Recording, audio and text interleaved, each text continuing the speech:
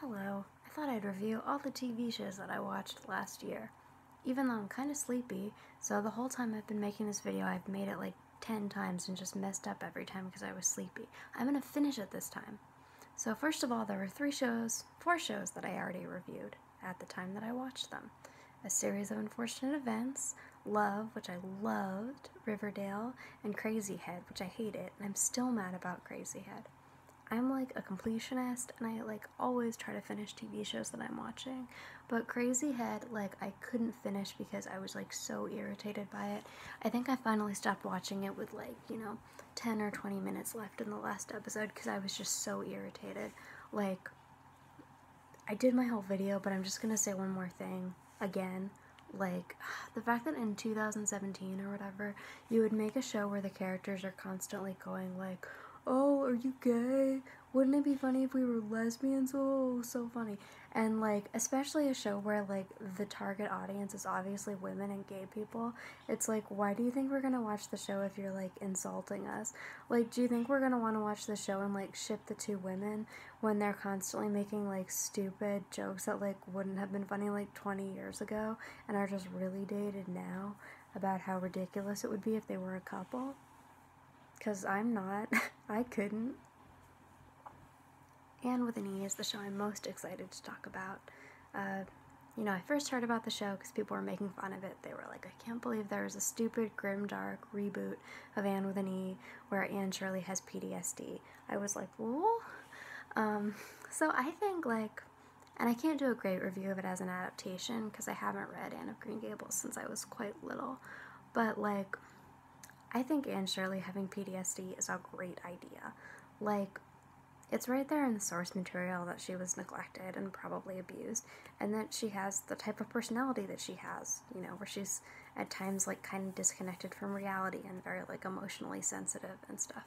And what I think is so brilliant about just connecting that in a straightforward way is that I feel like media portrayals of trauma and like being an abuse survivor and stuff can often be so kind of like humorless and kind of gloomy, and it's like, I don't know, the person who's been abused just kind of like suffers in like a serious way and they're just totally like pitiable or whatever, and everyone wants to help them or just horribly abuse them and that's it. And like, Anne Shirley can be quite annoying and also quite funny but also likable, and like, I like the idea that like a kid who's gone through these things has developed some personality traits and coping mechanisms that may be annoying and may be funny and aren't necessarily super sad. And I think what one thing I really like is that just because somebody might be really traumatized or really struggling with something, that doesn't mean that's obvious to everyone in their life or that everyone's going to be sympathetic. Like, sometimes people will meet someone who has like a lot of emotional issues because of trauma, and like, they're kind of like, whoa, this person can be really annoying and like difficult to be around. And I think with some people that's a natural reaction. It doesn't necessarily mean people are being a jerk, but like, people don't know your whole life story. Anyways, I got a little off track, but I really just love the idea of this character, just addressing that she has trauma, and maybe that's part of the reason she has the personality that she has. But, also just like seeing the humor in trauma, like, yeah, because there's humor in everything.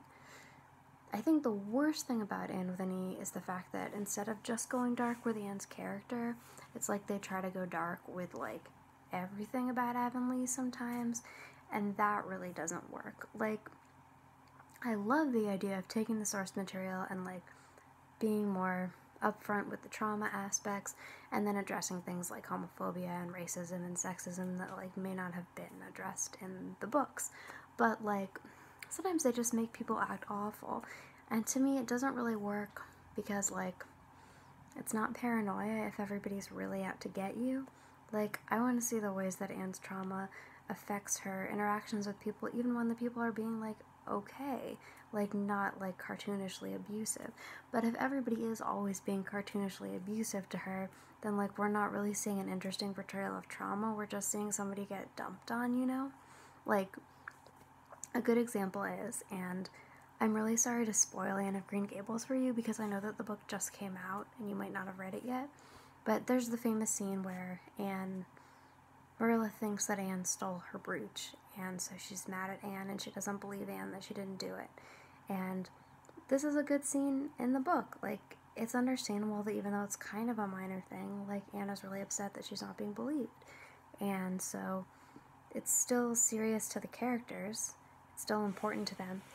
In the TV show, they make it so because of this, like, Marilla wants to send Anne back to the orphanage, which is totally, like, an over-the-top reaction, and, like, just makes Marilla seem, like, horrible, and, like, doesn't make it seem like she was really accepting Anne as her adopted child at all. It's just, like, way too much, and, like, it kind of takes away the power of, like, the original incident in the book to make it be so dramatic that Anne's going to be sent back to the orphanage for this, you know, instead of that the main thing is just that she isn't being believed. The thing in season 2, I would say, in general, the dark, like, dramatic aspects didn't annoy me as much in season 2.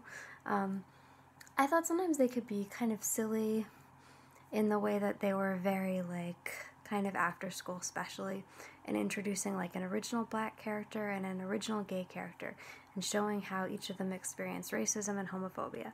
And, like, it was silly sometimes in the way that they did it. But I also just like that they brought in these characters and were like, hey, even if, like, you didn't appear in the original books, viewers, like, you could maybe see somebody that is like you in the show and address things that you might deal with or that you might have dealt with if you lived in that society. I think that's kind of cool. However, I will say with the gay boy, it was very 90s, and this just came out, so they never show him being attracted to another boy or saying he's interested in another boy. The whole way they communicate that he's gay is that he likes art and he's sensitive and he dresses up as a girl as a joke. And, he's clearly intended to be gay because he meets gay adults and he's like, I'm like them. But they just don't have him like a boy. They totally try to communicate that he's gay by having him being into art, as if those things are, like, exactly the same. And I just think that's, like, dated, because it isn't good. That's not what being gay is, and, like, you know, at this point, it should be okay to show him having a crush on another boy, because that's what being gay is, you know? Let's see. Last few times I made this video, like, my phone just filled up, and so I got cut off, and at this point I just don't care anymore, so at some point in this video, it's just going to end. So, you know, be ready, be excited. I guess you, unlike me, can actually scroll down and see, like, how long the video is, so you're not going to be taken by surprise like I am. Yeah, so I watched Killing Eve. That was great. My first reaction was, we're just living in a golden age of queer media, despite my other complaints that I just made. Like, I love the fact that, like, there can be a show that's about two women falling in love, and it's, like, a genre show. It's not about being gay, and it's not just, like, you know, a soap opera or just kind of like a slice of life show. It has, like, a crazy plot. It's not about them being lesbians. So that's really cool. Basically, it's about a lady named Villanelle who's, like, a super fancy assassin serial killer.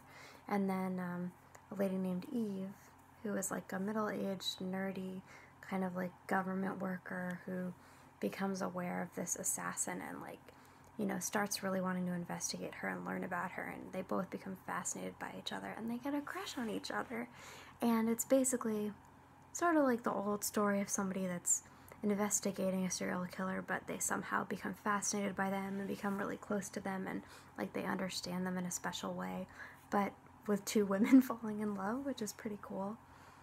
I don't usually like stuff where I feel like I'm expected to relate to a serial killer, because I think they often try a cheap way of getting you to relate to the character by basically having them do super evil stuff, but you don't see it on screen as much. And, like, when you do see the person, they're doing kind of, like, minor nice things, like they're being nice to kids or they're being nice to animals or something. So you're supposed to like them because of that and kind of brush off the awful stuff they did, which I actually think is kind of, like, morally repulsive. So one thing I really like about Killing Eve is that Villanelle is, like, just the most evil. And, like, they never try to, like, have her be nice to kids or anything like that. Like, she's super evil. And, like, I just really enjoy that. And, I guess I just think she's a great character. I like how they show that, you know, she has her own way of enjoying life and enjoying people, but she also, like, is, like, a sociopath. I guess that's the terminology. I try not to apply, like, crime show terminology because it's usually wrong, but, like, whatever. She doesn't really feel bad about killing people. But, you know, she likes people in her own way, but the way that she likes people is just, like, so different than the way most people would like them. But, like, so it's just really interesting. The Haunting of Hill House is such an overrated show. I don't think anything in the world has ever been more overrated. Like, I don't think I would hate it at all if other people didn't think it was so brilliant. But, like, you know, I've mentioned I've been enjoying The Chilling Adventures of Sabrina. I'm just minding my own business reading, like, you know, comments about that show when a commenter pops up. This show is so bad. If you want to watch, like, a good horror show that's, like, actually good, you should watch The Haunting of Hill House. No thanks. It's not good. It has 2 jokes. Like, I know it may seem like I have a strong focus on humor. Not everything's intended to be a comedy, but in my opinion, like, life is comedic, and if I'm watching something that's incredibly humorless and has no jokes, like, it doesn't feel realistic to me. Like, I don't find it sad or anything when it's supposed to be sad because, like, these obviously aren't people, you know? So, also, the Bentnick lady isn't a scary concept. It's like a creepypasta, and it doesn't make any sense. And even people who like the show will admit that, like, the last episode was terrible and didn't make any sense. It's really not that bad. Like, you know, I like the actors, I guess. Like, the background ghosts are a cool concept. Actually, like, after I watched the show, I got to a point where, like, I was sort of unconsciously looking for background ghosts in real life. Like, if I kind of saw someone standing in the back of the room, I would subconsciously think that they were a background ghost. But, yeah, so that's a good thing about the show. It's kind of a cool concept, but it's just not, it's not that scary, and it's not that good, and I'm just so tired of hearing about how scary and good it is. Glow, also kind of overrated. I don't hate it or anything, but I guess it's just kind of one of those things where you're like, okay, if you're gonna have all these interesting characters, why don't you focus on them instead of the main characters who are not that interesting? End of the Fucking World is a Netflix show. It's based on an English comic book. It is about a boy named James, a teenage boy who decides that he wants to be a serial killer. Warning, early on there's kind of a graphic depiction of him practicing by killing animals, but it's over very quickly. He and this girl are sort of dating, but he's actually secretly decided that he wants to murder her. But instead, they go on a cute road trip where they discover things about themselves.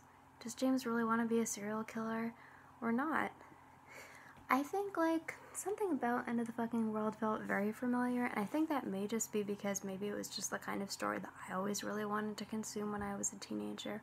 Like, it's sort of this quirky, like, road trip about these 2 kids that are very quirky and angry, but also, like, you know, there's kind of a tinge of, like, darkness and dark things happening and murder and suicide and stuff, but it's ultimately very sweet, so I really liked it.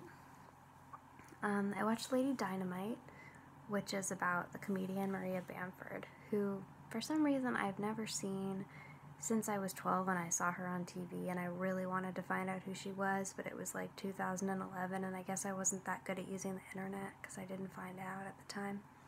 So the show isn't written by her, which to me seems a little unusual for a show that's about a comedian, but it's basically written by writers, but it's kind of based on her life and her, just kind of her style. It's a bit like, I mean, no, it's quite like amped up in magic realism and satirical at times, but I think in a way it's very, like, real about mental illness and, like, I think, so, like, especially the first season, it's gonna sound really high concept and ridiculous when I explain how Lady Dynamite works, but, like, it is really fun. Like, it has 3 storylines going at once. In the first season, the storylines are, Maria getting really stressed out by being a comedian and actress, and how it leads to her having, like, a breakdown. Maria, like, getting mental health treatment at home with her parents when she's really not doing well.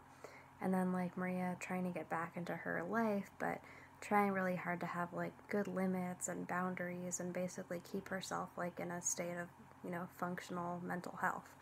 But it's a comedy. I mean, it's really good.